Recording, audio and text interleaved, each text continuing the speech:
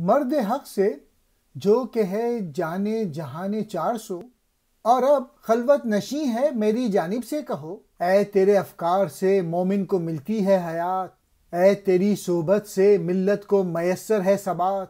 حفظ قرآن مبین ہر دور میں آئیں تیرے، حرف حق کہنا جہاں میں فاش تر ہے دین تیرا۔ جانشیں موسیٰ کا ہے کب تک رہے گا سرنگوں، وقت ہے اب آستین سے ہاتھ اپنا لا بروں۔ بے محابہ سرگشت ملت بیضا سنا، ماجرا آہو کو پہنائے بیاباں کا سنا۔ تیری فطرت مصطفیٰ کے نور سے روشن مدام، پھر بتا آخر ہمارا ہے جہاں میں کیا مقام۔ سید حلیم پاشا علامہ اقبال کو کہہ رہے ہیں،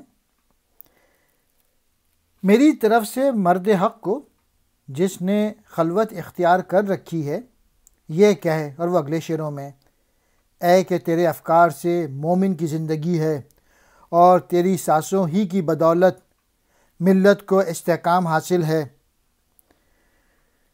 قرآن کریم کی حفاظت کرنا تیرا آئین ہے اور حق بات کو کھل کر واضح طور پر کہنا تیرا دین ہے۔ تو کلیم ہے آخر تو کب تک سر جھکائے، خلوت میں تنہائی میں بیٹھا رہے گا، اپنے ہاتھ اپنے آستین سے باہر نکال۔ یعنی تجھے اللہ تعالیٰ نے بہت زبردست صلاحیتیں اور قوتوں سے نوازا ہے، تو خلوت سے باہر آ اور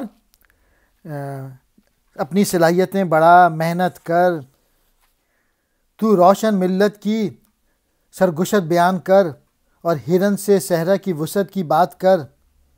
ہرن استعارہ ہے ملت کا اور صحرا ملت کے وسعت اور عظمت کا، یعنی تو اہل ملت سے ملت کی سابقہ عظمت و سربلندی کی تاریخ بیان کر، یعنی ملاؤں کو کہہ رہے ہیں، اور ان میں پھر سے وہی ماضی والا جوش پیدا کر اور اپنے شاندار اور عظیم ماضی کو پھر سے زندہ کر۔